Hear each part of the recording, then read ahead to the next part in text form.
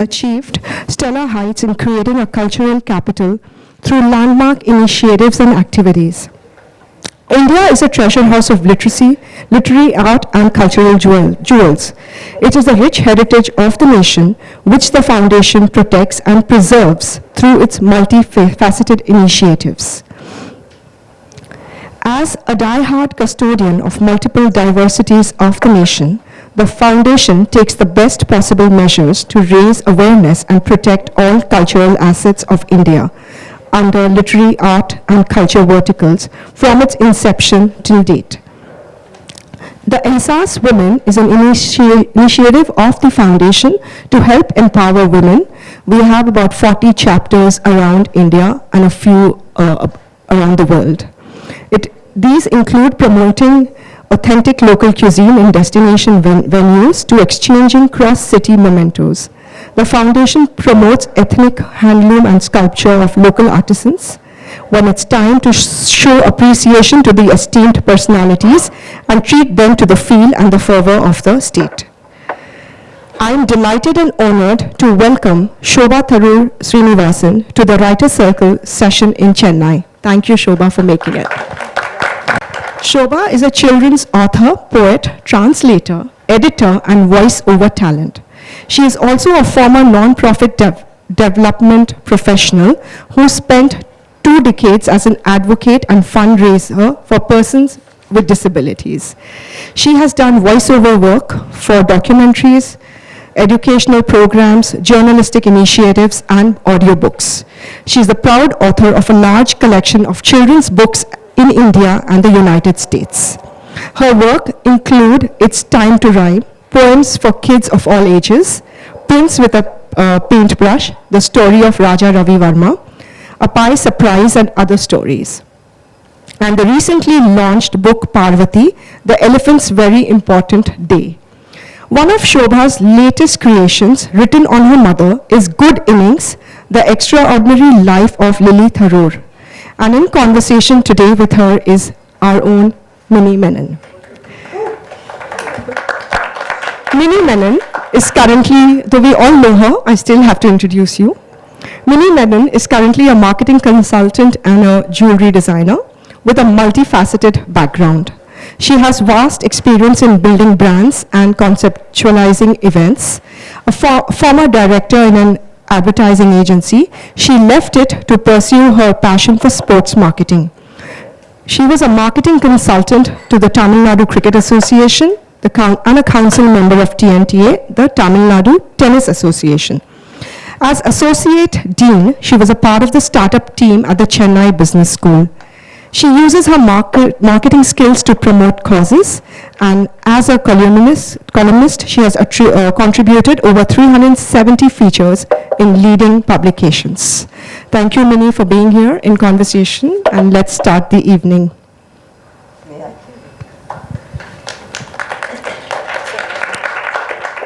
Thank you, Deepika, for those very kind words. Good evening, ladies and gentlemen. I am delighted to be here this evening in the company of celebrated author Shobha Tharoor Srinivasan. Thanks. But I would like to share with you that I grew up in the 60s and 70s, early 70s in Mumbai. And my parents were there, and it was not Mumbai then, it was Bombay. And my parents and other Malayali couples of varying age groups who lived in South Bombay, they created what they called a Kerala social set. So her parents, my parents, KK Onis, and you name it, all the Malayalis were part of that. But of course, Shobha and Shashi and Smita were much younger than us. But having said that, I think, Shobha, your parents stayed for that first stint for about 10 years in Mumbai. I just feel very privileged to be here this evening because I've known Shobha as a little kid. and then she fled off to California. She had this child marriage, and, and then I met her after 2 decades. So it's great to be in conversation with her today. Also, I must add and must emphasize, I feel extremely privileged to be here, Shobha, in conversation with you on the launch of your dear mother's book, Lily Tharoor, who I used to fondly call Lily Auntie. But having said that, I would also like to raise a laugh at the moment, at the beginning of this book. Shobha called me, and she used the language that she's used to in her family, literary language. And she said, Minnie, I would like you to be interlocutor for this session. So I said, sure, I'm delighted. And after the telecom, I put on the phone, checked my thesaurus. I said, that's more literary. Why go to Google? Let me be more literary and go on to thesaurus. And I checked the meaning of interlocutor, which is in conversation. But that is a Tharoor trait.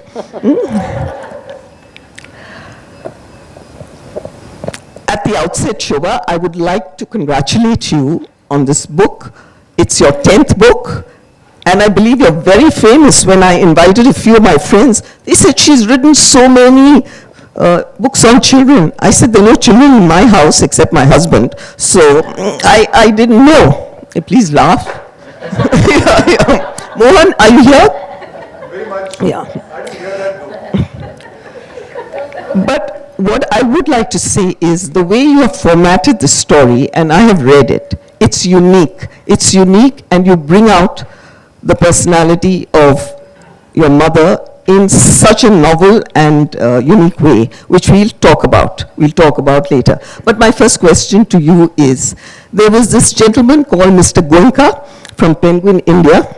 I'm going to first say hello to everyone before I let you ask a question, if I may. Oh, sure. I want to say thank you very much for attending this event. It means a lot to me.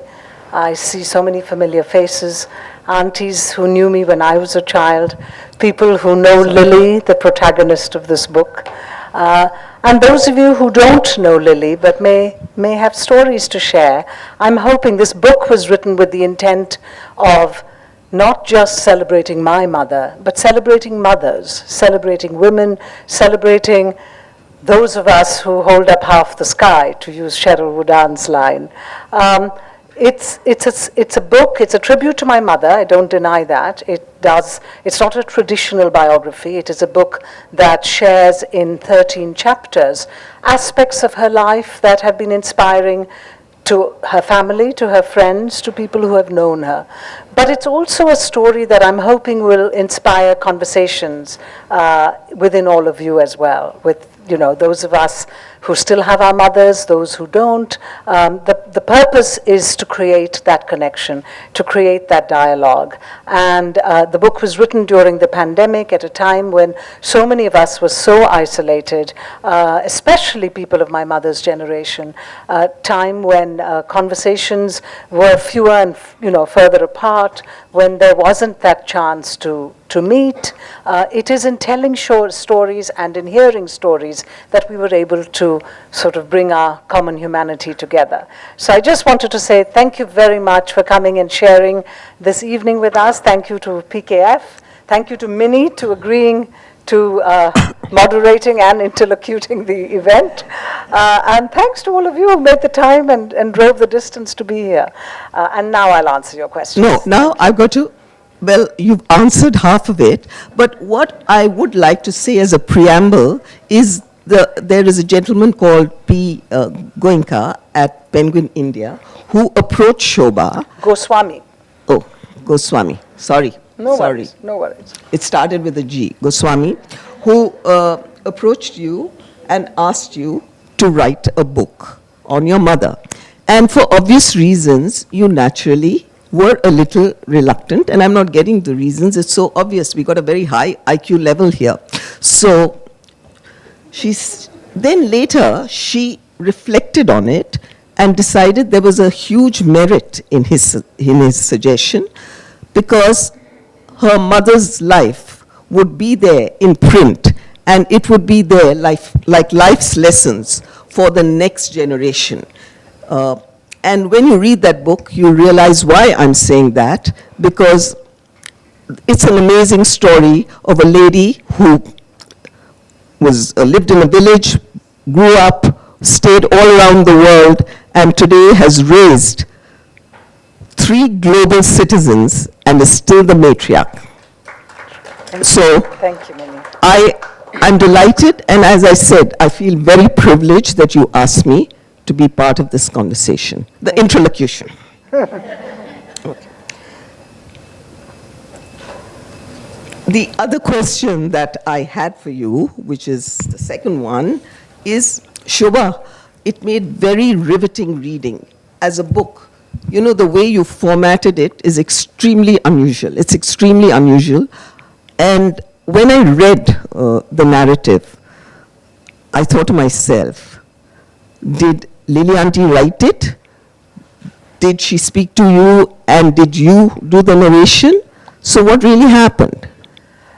So yes, I had to think about how to frame the book, and the reality is, I mean, as a daughter, I've spent a lot of time with my mother because I also happen to have the privilege of giving her only granddaughter. The others were boys, and as I said, she's equally fond of all of them, but the person she spent the most time with was my daughter. And we lost our father at a very early age. He's been gone almost 30 years. So a lot of this book is Mummy's journey on her own after his demise. And we made a pact that we would meet as often as we can. She would come to us one year and we would go to her the other year. And we made sure to do that a lot. You know, my brother was in the UN, had a lot of demands on his time. My sister was going through other, she was raising younger children and had some personal issues as well. So I sort of seemed to be a steady child that had that kind of connection with her. So I heard a lot of her stories. She would share them with the children and with us. So the stories are accurate. This is not a work of fiction. It is a true testimony to events in her life. However, they are pieced together from my memories, my conversations, stories I've heard, stories I've pieced together from her siblings, from my siblings, all of that. But I thought it was important for you to sort of feel a little bit of how Mummy would have thought. And the first section of every chapter is in first person, as though Lily were reflecting herself, because I didn't want the entire book to be written from a third-person perspective. And so we have the book written, and this was just a device I came up with. So your first half is Lily's reflections, her thoughts, and it's based on, things she's told me and things I've heard over the years. But today, since my mother is in her 80s, she remembers stories, but there are particular stories that stand out in her life. They would not have made a book even of this slim volume. So I needed to remember stories she's told me in the past as well. So we've had to piece all of that together. But it was just a literary device. It's not written by my mother. The book is entirely my creation. However, it is not a work of fiction. It is a true story. It is, each chapter reflects particular moments in her life. It's not a biography in a traditional sense. It is not, Lily was born on this day and this is what happened. It does begin in her roots in the village, and we travel all the way to today, and she now lives with my brother in Delhi. He won't let her live on her own, so she has reluctantly agreed to live in the nation's capital, and her flat in Cochin is just locked up so that she can go whenever she chooses to go. But the story is her story. Each chapter, as I said, is framed with an aphorism or a quotation. And the quotation are just things that you and I have read in books or seen on the internet. You can't cross the sea by merely looking at it, would perhaps be the quote on one of the chapters. And that quotation will inform the thesis of that chapter. So even though we follow a chronology and a timeline, the chapter adheres to the introduction in that way. So there is some kind of lesson at the end of each chapter. And that's why this book is in some ways marketed both as memoir and self-help. It's a story, it's a tribute to my mother, but it's a mixture of all of that. No, Not but- a conventional narrative. But since I've read the book, I can tell you, friends, it's an amazing read because it's riveting, it's involving, and also visually, Lily Tharoor's narrative, self-narrative written by her, is in italics. So even visually, it's gripping. And then Shobha comes in with a straight-jacketed look in her chapters. But I have never read a book so quickly, and I didn't put it down till I finished it. But having said that, I think creating the format must have taken you much longer, Shobha. You know, creating this whole format was would have been much longer than doing the actual writing. Well, the creation it didn't take me much longer to create the format. I needed to dwell on how would I like to present this book. Since it is true that Mr. Goswami of Penguin was interested in a biography of my mother. Sorry, oh, apologies. Didn't want to aspirate. You know, as a voice talent, if you bring your mic too close to your mouth, it picks up the sounds of the F and the T and all of that. So apologies if you didn't hear me. Did you miss all of it so far? Okay, good. Thank you. Where were we? We were talking about... Sorry, I forget what I was saying. Mr. Goswami. Mr. Goswami wanted a conventional biography. And of course, you know, I teased him and I said, you just want to hear about Shashi Tharoor's mother, and nobody's interested in writing that biography. And, you know, I'm not a biographer, I'm a children's writer. I've already established myself in that field, and that's what I'm going to do. And he wouldn't let go. And in my conversations with him, as Minnie very nicely said, it is true. What he reminded me was, he said, you know, having 80-something people who are still fiercely independent, who jump onto an election vehicle and support their child or renews their driver's license at the age of 82. These are lovely stories, and these are not necessarily today's dramatic modern women, but somebody who grew up in a very conventional way. So he said, you know, tell that story, tell something that you are willing to do. And so I proposed that I would share sections of her life that might be inspiring to others, and that's how the book came to be. Okay, Shobha, may I ask you a hypothetical question? Sure. Because initially you said you were hesitant for the very obvious reasons. Now, we were living during very harsh COVID times. Would this, if he hadn't come forward and asked you to do this book, would Good Innings have seen the light of day? That's a good question. The other, just a preamble to it, okay. Also, we were living, like I said, in harsh COVID days. So we had a lot of time to reflect and introspect. So did the idea of a book come to you in a eureka moment, even if he hadn't You know, I can't really say because, you know, he did come to me, as you know. Yeah. I did write 3 children's books in that time, and I released 3 books on this visit to India. So it is true, I think during COVID we were all in many ways more creative. We had more opportunity to reflect. We had more opportunity to think about things. And I suppose because he brought forward this proposition and asked me to write this book, it was a great opportunity for me to reflect and think.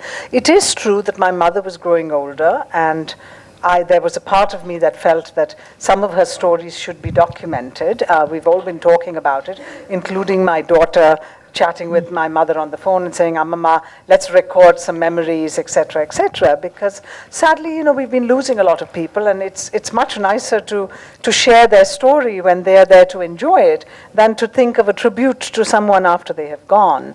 There's an American saying that says, give flowers when they are still around rather than after they are gone. I'm probably misquoting it, but you understand what I mean. I don't know. I can't say that I would have necessarily written the book at the time that I wrote it, but I think you're right. Maybe the book would have been written. It would, because of COVID and the 2 years you had to reflect. Right. That's what I thought. Anyway, now I'm going to change track, and in the book I read about ASP advertising. ASP stands for Advertising and Sales Promotion. They were an agency that was very popular and very good in the 60s, 70s, and 80s. So they were looking for a baby face for their baby milk powder for their brand. Now they were very friendly with. Amul. Yeah, let me say the story, no? Yeah. So I'm coming, we come to that, no? All right. So initially it is a brand, no? Right. No, they were branding, they were doing a campaign for Amul, that's what I was Yeah, saying. it's coming to that. Okay. Yeah, you spoiled my line, yeah. Oh, I'm sorry. Yeah, totally. So there's anyway, more to the story. Yeah, there's more to the story. So anyway, the joke is, they came to the Tharoors, Chandan Tharoor and Lily Tharoor, he knew. Jason Dekuna, Vidya, you would know him. He was a legendary name in advertising. And he said to them, I want to see your 10-month-old beauty. So she was presented to him, Shobha. And the next thing that people knew was Shobha Tharoor became the face for Amul baby powder in their black and white campaign. The first baby who was put there. Okay, I heard that. And then I heard the annex to the story, which is the next year they went in for a color campaign. And in that color campaign, because of Shobha's younger sister Smita's chubby cheeks, they chose Smita. So everyone said, wow, look, both your lovely daughters are there out in the spotlight. But I thought of the times, and I reacted very differently when my mother told me a few years later. I said the year was 1961. It was a very different world. It was a very different India. We were conservative, completely riddled with superstition and other grandmother's tales. So to have your wonderful babies out there in the spotlight, didn't words like drishti and kanna come into her vocabulary? I think for Lily Tharoor, those words didn't exist in her vocabulary because she just said, the rest is history. My daughters are there. That's what your book said. She said, the rest is history. My daughters are out there, and they were in the spotlight. It is amazing because I think, Shobha, given the times, it was very liberal thinking. What are your views as a mother on that? Well, my kids are not Amul babies. Yeah. My father was in media. My father was in the spotlight. We had access to all kinds of activities, and there are aunties and other friends here who will all remember this. People who knew my father when he was young and in that particular dynamic PR world. So, certain kinds of reticence is not part of our existence. Every city, and it's all in the book, we were marched up to, we came to Calcutta, actually in Bombay, when we were little children, Mummy went and did various things for herself. When we moved to Calcutta, I was still about 8 years old. She met Aditi Sham, who was a public relations person in one of the companies, and she was running a radio program on one of the radio shows, which had a children's element to it. She went up to her and said, my children are extraordinary. Why don't you put them on the radio? So, this is Mummy is that kind of person, and so it's not that I can't pretend that she hasn't use the term drishti, or when my granddaughter, if my daughter was unwell and her granddaughter was unwell, she would say, maybe kanna has happened or whatever it is, as you said. So that kind of thinking is there, but she always overcame it if the opportunity was interesting enough. We didn't go searching to be Amul baby. It happened. As the campaign said, 712 photos were taken, but they chose this one. So Mummy probably thought it was meant to be. Yeah. 712 snapshots were taken by the advertising agency ASP, and then they took a photograph of baby Shobha, and she was selected. So they put an ad in their trade journal with this announcement, 712 shots, ... and then this. So that's Can great. I add a little thing about who Of took the course. shots? That's the exciting piece. Yeah. Whenever I mention it, and Anandit has heard me say that before, but for some reason the story has captivated the interest of most of the moderators, and I've talked about it before, but I was excited because I only knew this much later in life, that Shyam Benegal was the photographer. And, you know, I attended in Berkeley, Vidya, I attended a film release, and my mother told me, go and say hi to Shyam and remind him you were his Amul baby. So I was that's not the kind of thing I wanted to do, but since I had promised her I would, I went up to him and said, hello, Mr. Benegal, I am your Amul baby. And he was so excited. That was really heartening. So more than the fact, yes, he was the photographer and he's famous and he's wonderful and all of that. It was so happy. It made me so happy because he gave me a big hug. He grabbed me, my hand, and took me to introduce me to his wife. And he said, "This is Chandran's daughter." And I had been growing up all these years with a brother who, everywhere, I'm either Shashi Tharoor's sister or Ragini's mother or somebody else's whatever.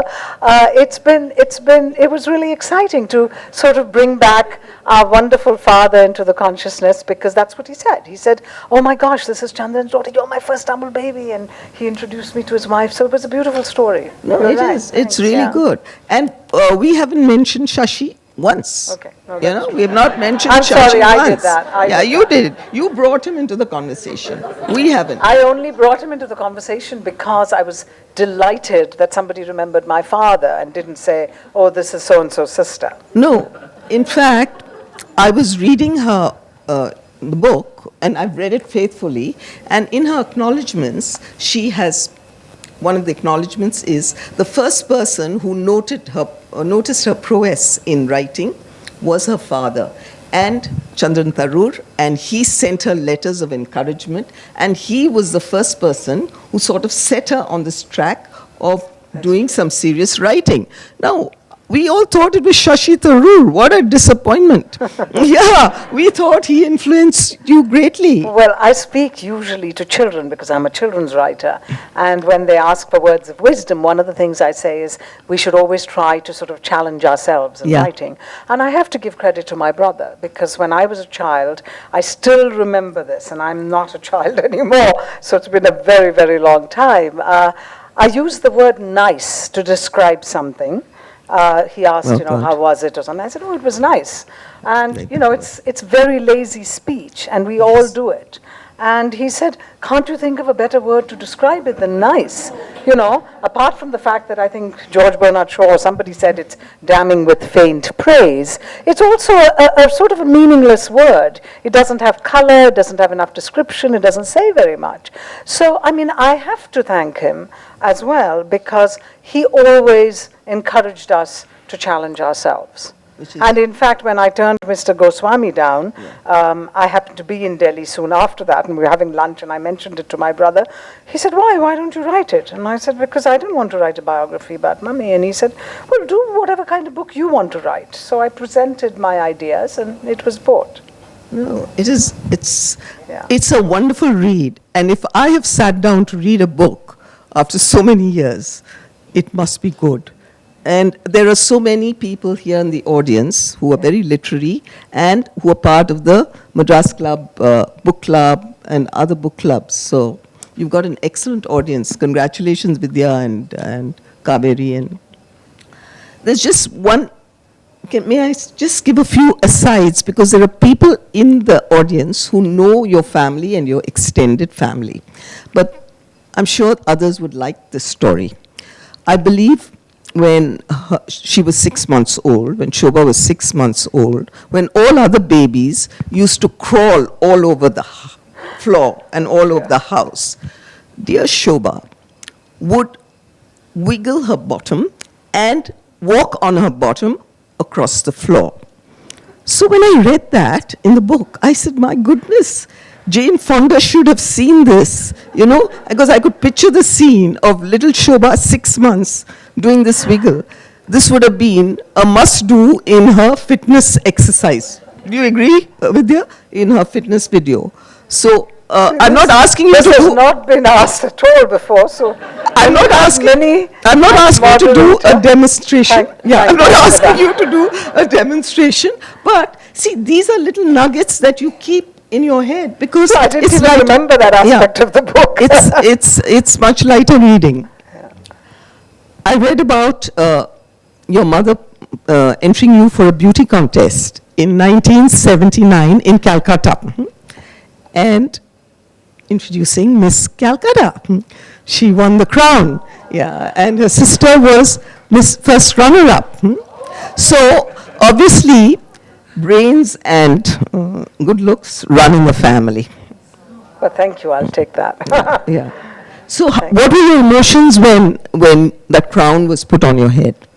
We didn't really want to do this. Mummy was interested in I think there was a lot of insecurity because of my father's health. Yeah. And I think, as my mother says, I was not convent educated like all of you. I went straight from the village to London, and she learnt her English listening to Desert Island Discs.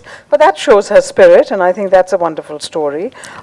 She adapted to every place that she was in, and the greatest quality I think my mother has is that she could pick herself up from any crisis or tragedy. And I think that is a wonderful quality in anyone. So those were the ways we were inspired by her. However, she also thought that having her two girls, we're less than 2 years apart, be outfitted well, look good, be in all of that was important. She lost us a little because we found, learning French or doing well in school and all of those things far more exciting.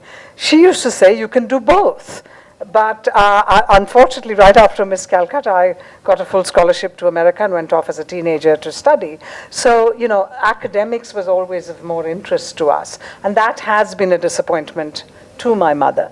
But having said that, my daughter grew up, she used to tell my daughter, your mother didn't finish her PhD, she stopped after a master's, you must get your PhD. So, she wants it all. And I think that has been her again, I'm bringing up my brother, but one of the words he used was Mummy and her divine discontent, because she is somebody who goes to the temple all the time and all of that, unlike the rest of us, but discontent is what keeps her motivated. And so that in itself is another lesson. The idea is never be happy with the status quo. Always try to reach your own potential. It's so easy for all of us, especially the younger generation. She used to come to, again, it's all in the book. She used to inspire my daughter in California to do all kinds of things. Some wonderful examples, but I certainly don't want to give away the whole book. No. It's a rather slender book. It's only 150 pages, so it's not a huge biography, and it would be nice if you all read it yourself. But there are those stories. In the acknowledgements, I read that Shobha wasn't the first person who wanted to write a book on Lily Tharoor. The first person was a scribe who, in Trivandrum, went to her and said, I will come and madam, you tell me a story and you pay me and I will write a story on your life. And Lily Tharoor, being a practical woman, said, if it's my story that you're going to print and earn money, you pay me. So that didn't happen. Then the granddaughter said, my amama, I must write a book on her. Well, no, she used to tell her granddaughter, you must write a book. Okay, see, but I'm saying she wanted to write, but she influenced her. Yeah. She influenced her to write the book, didn't she? Mummy did ask my daughter, though she doesn't remember that. My mother does not remember. But she has done a lot of work on it. Your daughter, she did some pods, iPod, no? But a line that I found very, very interesting from Lily Tharoor was, which Shobha has worded very nicely, is that her mother lived in a village, came out, went and lived all over the world, produced 3 global citizens. And her mother, in her own words, said, if I was living in today's age and I had the education that my daughters and my sons and my grandchildren had, I would have gone up high, high, high. I would have gone up higher than Mukesh Ambani's Antilla.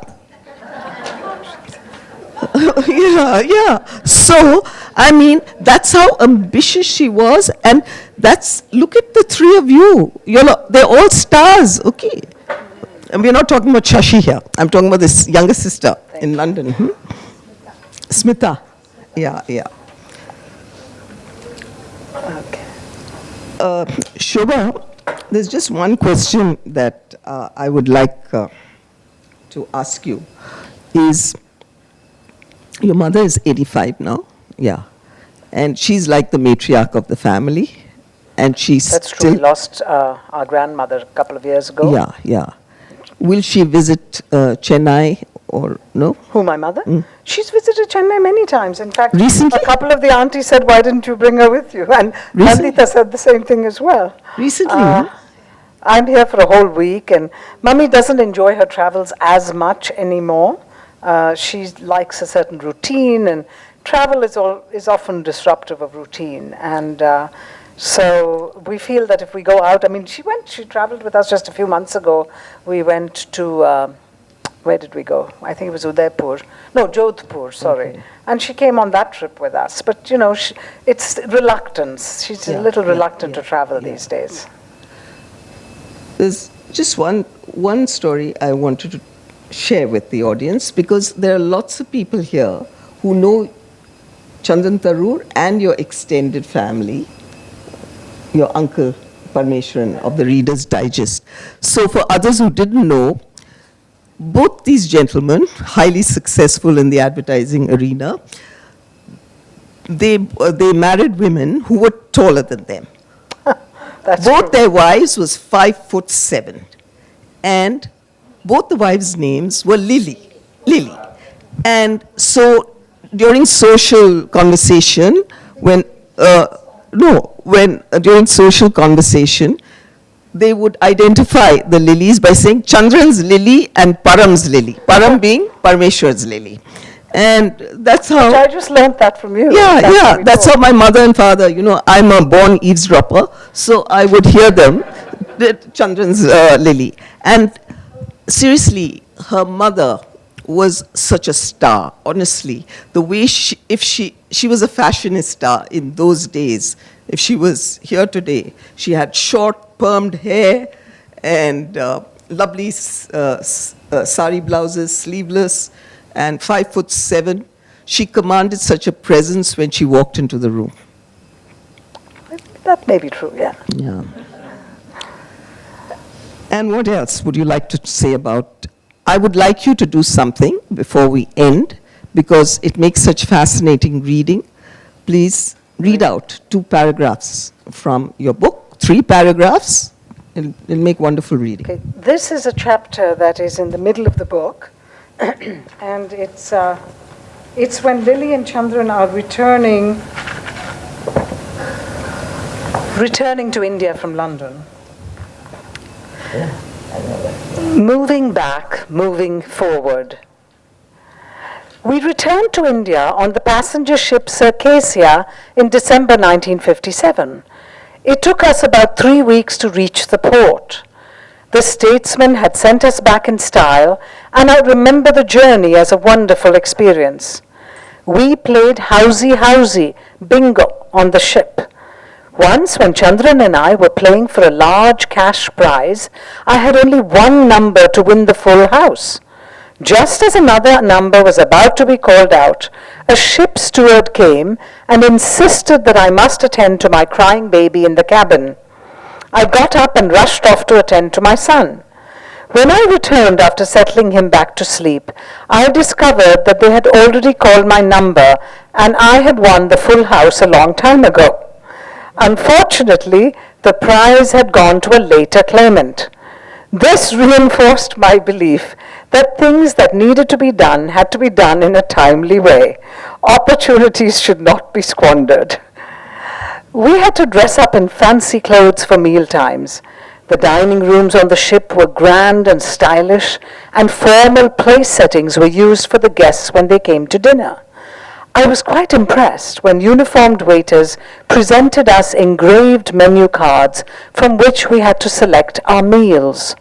My husband and I walked on the deck and mingled with others in a grand ballroom where dancers in white tuxedos and long dresses twirled around.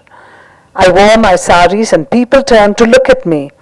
Even though I'm a bit of a clumsy sari wearer, everyone looks beautiful in a sari. I remember there was a passenger who was an Indian Navy captain returning from an assignment in London. His name was Surendranath Kohli, and he soon became our friend. Kohli would spend time with us every day and play with Shashi often. Once, when he was carrying Shashi, our son accidentally soiled Kohli's spotless uniform. Years later, Chandran and I would share this story with our children at home. 16 years later, when Shashi was getting the University Award on St. Stephen's College Founders' Day, S.N. Kohli, who had been an alumnus of the college himself, was invited as the chief guest to distribute the awards. When Shashi went up onto the stage for his award, he recalled this incident from his childhood. Admiral Kohli laughed as he shook Shashi's hand. What a wonderful coincidence it was for my husband and I to meet our old friend after all these years. So there are a couple more paragraphs in this chapter that is again my mother's reflection, but you get a sense of her voice and her words. And then we move on to what happens in the rest of the chapter. Amazing. S.N. Kohli, as somebody would know, we were discussing, he grew to be the head of Chief of Naval Staff in Bombay. Chief of Naval Staff in Bombay. Samira Kohli and all. I'm sure Vidya, you would have known them. Yeah. Yeah. So your voice is lovely, better than Shashi's. So, yeah. Really. Another para. Another para. Yeah, it's wonderful reading. One more para, and then I'm going to put it to the crowd, to the... Do you want to hear a little Yes. bit more from the same chapter? Okay. No, another chapter. Another chapter? Another chapter. Oh dear. Yeah. But then the story will be broken up. That's okay.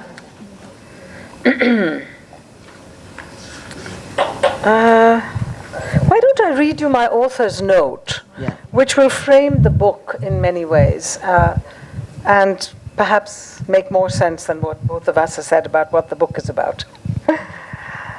This book is neither a biography nor simply a self-help text with culled dictums for living.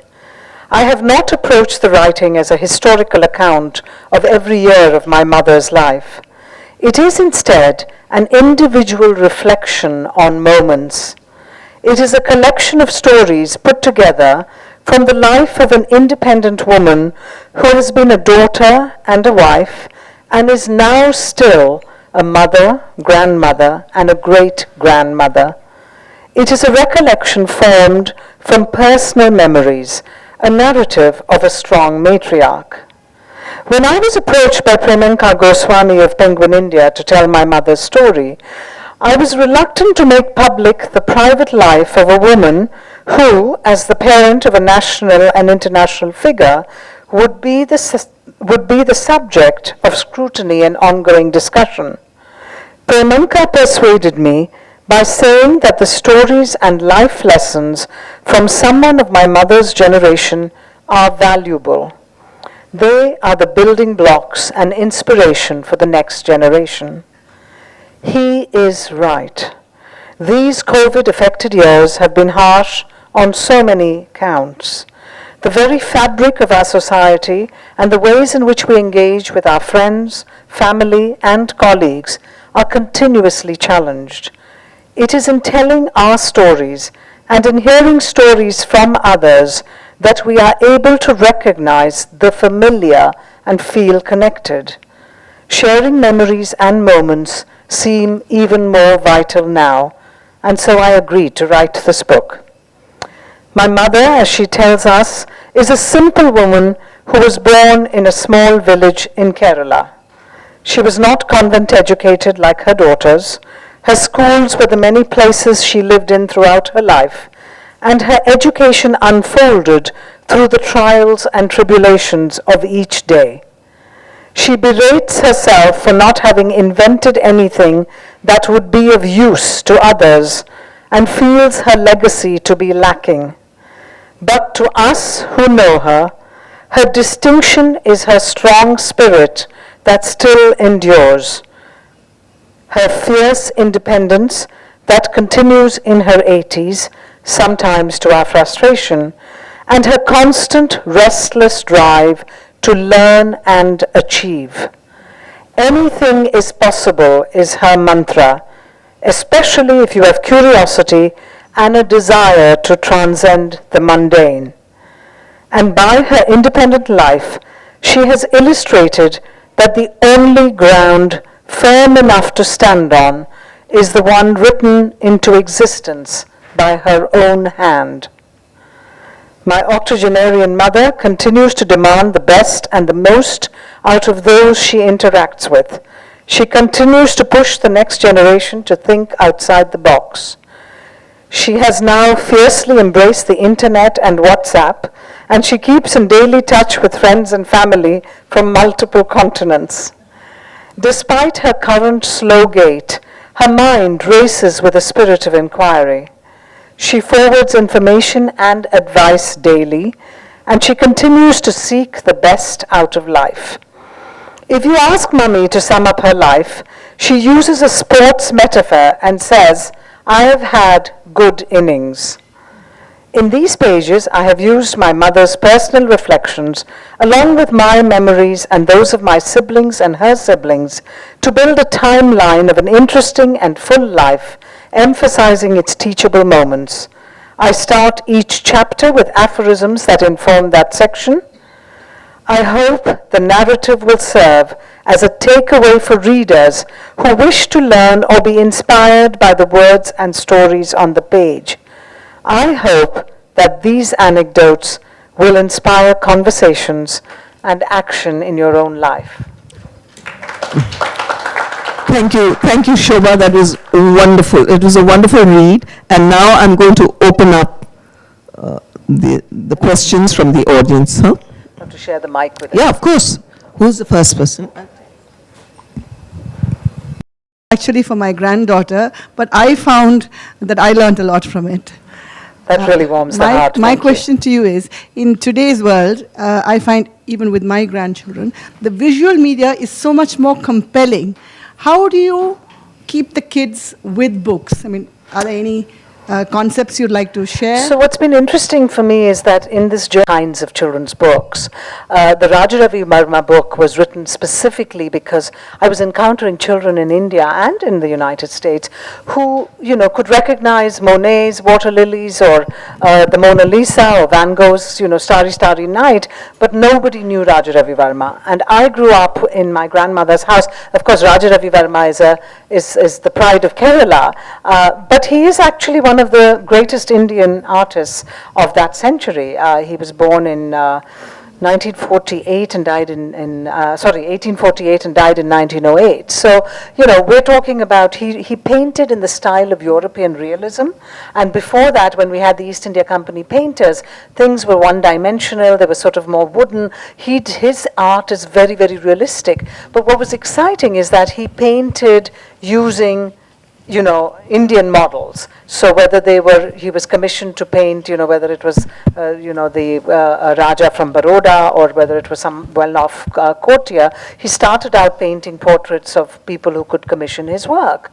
But what was exciting and interesting to me was also that in many ways he was an emissary. He was today's diplomat. He was today's global citizen. And even though he had never been outside of India, this was a time when there was no trains or planes or any of that kind of conventional travel. His art made it to the Chicago World Religion Conference where Vivekananda spoke. His art won awards in Vienna. So here he was representing India abroad. what a remarkable journey. So I discovered things about him as well. Now, you asked about the visual medium. This one was obviously easier to do because we could share some art. So I began by picking an artist whose art is in the public domain so that I could share some of the existing art. And we got this wonderful, wonderful artist who recognized that Ravi Varma's art is the forefront of the book, and therefore she used colors and images to sort of flow with his art, but didn't take away from his art. So it's a book that has the visual element, but is not a traditional picture book. I think children today are very eager to learn. The book did exceptionally well. It was released during COVID, at a time when I did not have a single in-person event.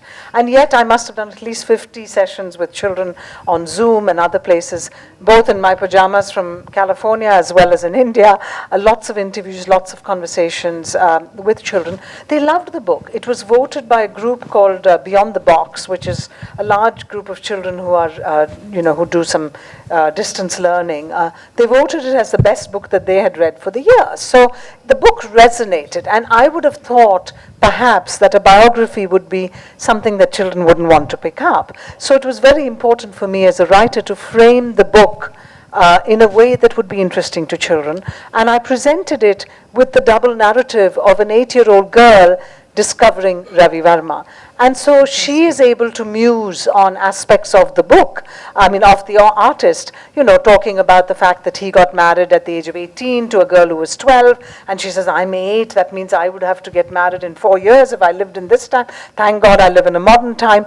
There's also some feminist aspects where she talks about, oh yeah, of course it's easy to paint and do that kind of prolific painting if you have your cook traveling with you and somebody else to help you do all kinds of things. Today women have so much to do on their own, it's hard to be sort of multitask and be as talented. So we see that sort of double narrative, which makes it interesting.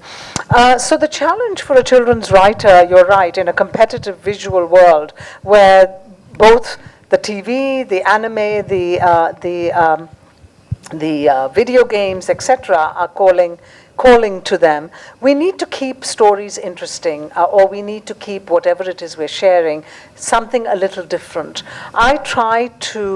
I think children want to learn as much as they want to be entertained. I really do believe that. And my sort of children's book shtick is that everything I write has a little bit of that, it's takeaway, as you call it in America. It's something that you can take away from the book, as well as something that's sort of fun. So the poetry book is a particular kind of book. My latest book is about an elephant, and that is a conventional picture book. The illustrations are like paintings. They're that beautiful. HarperCollins does a fabulous job. So the illustrations will keep the young child who doesn't read engaged, and you can follow along with the images from the book. And if you're older, you can look back at the pictures, but the text should keep you going. So it's all of that. I think the onus is on us to sort of think about what it is we wish to share. And I think we have a responsibility as well. Whatever children read today is going to inform the kind of adults they're going to be in the future. And we have a lot of tough adults today in the world who are not necessarily doing all the right things. So it's important, I think. I know I'm giving myself a very important task, but not just me. Any of us who write need to keep these things in perspective, I think, is that we share with children the importance of the fact that they're going to be stewards of the planet, that they're going to be the ones responsible for many things. So bringing in these stories in entertaining ways is a good way to sort of capture their imagination. Thank you. That was great. Next question, anybody? I have one. Yes, Are you planning a series of books on Indian painter? So that publisher is interested in me doing that, but I've been very lucky in that I've been published now by 3 or 4 different publishers in India, and the books are all doing quite well, and they all want different kinds of books. So it's just a matter of what I can do. I did tell the publisher that did Ravi Varma that I might think of doing Jamini Roy next, because he is in the public domain, and I might, but I have other things in the pipeline, I'm afraid. So I don't know when it's going to happen, but a lot of parents have said we'd love to see some more biographies of artists. So we're going to have a sneak peek from your copy, because it's very interesting. You said that children are interested. It'd be interesting to see how you've told the story of painter and has captured the interest of Right. children. So we'll all have a little peek of the Yeah. copy that you brought. You passed it around. One question. Yes. Yeah. Shobha, Hello, so nice to see you. good to see you. Mummy was at the launch in Trivandrum, right? So we didn't have a launch in Trivandrum. The book was launched on Mother's Day in New Delhi, in Delhi. So, did the audience kind of want her to say a few words? So they did ask if she would come up to the stage, and I said, well, because Mummy is moving a little bit slower now, we suggested that going to the stage doesn't make any sense. So she was sitting in the front row and was given a lot of attention because it was Mother's Day, and she loved that. She didn't speak very much. People did ask if she wanted to be interviewed. She said, no, this is her day, let her speak. So Well, that was how it was. She was looking wonderful in the photographs. Thank you. Thank you. Hi Shobha, this is Lata Menon, Hi. a fellow Malayali. Hello. I'm totally inspired by what you've written about your mother. Thank you. Because I think all of us, I can speak for all our fellow Malayalis, Yeah. because we've all got matriarchs in our house. Yeah. So I've also got a 83-year-old mother who lives alone, Uh-huh. and very similar to yours, who's not Exactly. convent educated, left young from her hometown, and traveled all over with my father, who was a railway officer. Wow. Learned along the way. Right. My question to you is, congratulations on the book first. It's Thank a great you. ode to your mother. Thank you. Were you inspired by any other narratives when you framed your book? You know, it's interesting because I'm used to writing children's books, and I was given this, initially I thought was a rather lofty task of writing a biography, and I thought a lot about what sort of biography I wanted to write. And then I thought, it is true. It is absolutely true. And if you read the book, so many incredible ways my mother has affected us as children as well as the grandchildren to do various things that may not necessarily have occurred to them. That I thought, sharing those stories really makes far more sense than talking about every little detail of her life, which first of all, she does not remember as with that kind of detail. And there aren't enough people to verify those details with. So I had enough information to be able to fill this book with teachable moments. And once I decided that that's how I was going to write the book, I really didn't look at other biographies. This was what I wanted to do, and that's the truth. I think if I had written a conventional biography, perhaps I do read a lot of biographies as well. I would have, and I read more adult stuff than children's books. So I could have been informed by memoirs and biographies and all of that. But in this instance, it was a particular kind of book I wanted to write. And I did, went for walks, thought about how I wanted to do it. Once I get the idea of how I want to do something, the writing for me happens quite easily. Thank you. Thank you. One last question, Shobha. Your mother would have read the book, of course. Yes. What did she think of it, and what did she have to say? So when I gave her the book on Mother's Day, she said, I said, Mom, everybody's asking if you're proud of me. And, to get a pat from Mummy on our shoulders was not an easy task. And that is the truth. And I said that to some people who asked, was your mother a pushy mother? Was she a difficult mother? And I said, she was a great mother on many levels. She may have pushed us to do things that we didn't want to do. However, most children, when they are pushed to do things they don't want to do, if they do well in it, are actually quite happy that they did it. I know that because I have been told that by others who say, I wish my mother had done this with me that you're doing with your daughter. And I said, well, I grew up with that whole notion of, if you have a skill, put it out there. Don't be happy with the ordinary. And it's okay if everybody doesn't have to be a poet. Everybody doesn't have to be a painter. Everybody doesn't have to be a dancer. Everybody doesn't have to excel in their academics. But all of us have some skill or talent. To waste and squander time is something that does not happen in our home. And that, I will say, is 100% my mother's sort of pushing. We don't know how to waste time or rest. I watch TV, I read books. I'm not saying that I don't have relaxation, but minutes need to count. It's the way my brother said, you have to use words right, time right as well. So that is as long as you can. If you're not able to, that's different. But if you are, use your time wisely. And I tell children, Maya Angelou had a quote, and I'm getting unfortunately to the age where I may be misquoting quotes, but I'll tell you the essence of it. Creativity is, like an Indian Akshay Patra. The more you use, the more there is. And that is her quote. I mean, even if it's a little out of context. All of us have it within us to do what it is that we want to do, and the more you use it, the more it will grow. Great. Any more questions? I'm looking forward to reading the book.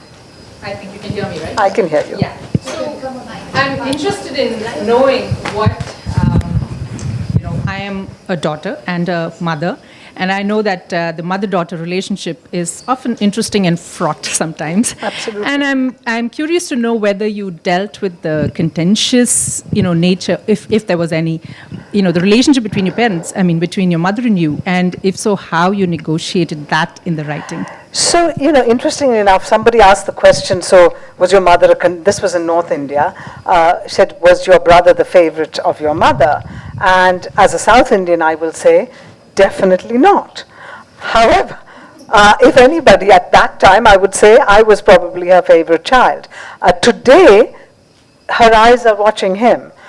She lives with him. He is the strength in her life. And I would say definitely that, he could be her favorite. Now, if we were to use terms like favorite, though mothers are always told, you can't ask us who's our favorite, all our children are equal to us.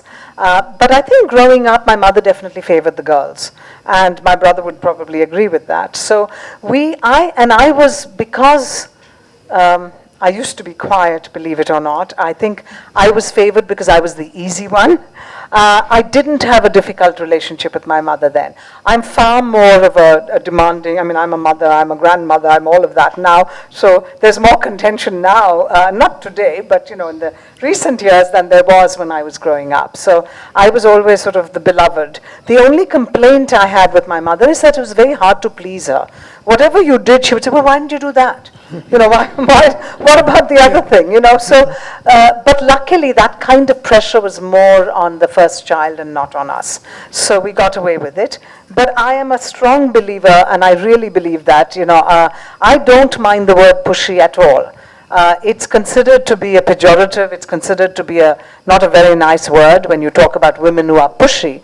I think as a mother, the onus is on us, or even as a parent, it doesn't have to be a mother, to sort of encourage the children to do the best they can. I think if you just let it be and say, happily, I'm not a pushy mother, it doesn't necessarily, in my mind, make you more successful. I think it's okay to encourage children to do more. There's nothing wrong with it. Later on as adults, they're very grateful. I know I am.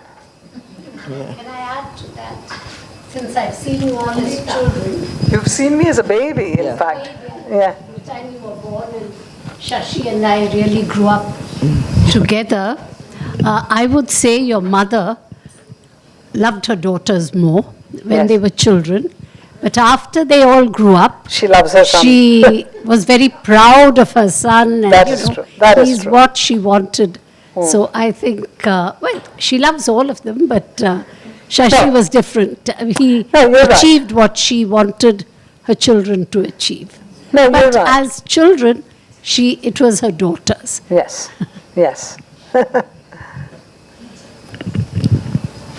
Thank you, Shobha. Thank you. Amy, for being here. I think it's been an absolute pleasure and a privilege for us in Chennai to have you here with your Thank you so much for giving us this opportunity. About your mother and the driving license, I have to say that I took my mother for her driving license renewal at the age of 87. So she's done better. That's wonderful. She was driving till the day before she passed away. She's no more now, January. Oh my gosh. But, I think the person at the driving license office was so taken aback that someone at 87, she got the license without even a question. And soon after that, she got caught for speeding on ECR. Oh, wow.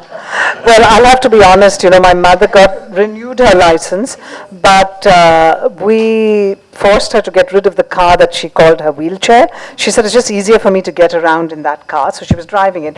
We insisted she buy a new car. She was too afraid to drive the new car because she was concerned about some dings and things like that, parking and all that. She still had some difficulty.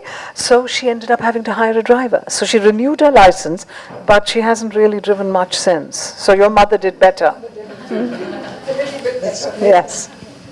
Just to say a very formal thank you on behalf of Prabha Khaitan Foundation, I'd like to express, and good, you can hear me at the back, you have a loud voice. On behalf of Prabha Khaitan Foundation, I would like to express our gratitude to Shobha and Mini Menon for being here today. I would like to thank our patron, Shri Cement Limited, our associate, and all of you in the audience for being here and making this a really successful evening. And I would like to request Nandita, Krishna, please come forward. Shobha with a beautiful shawl that Thank you. He has brought from Calcutta. Thank you. Thank you. It's a story. When people ask me about writing and reading, Nandita was closer. Thank you so much.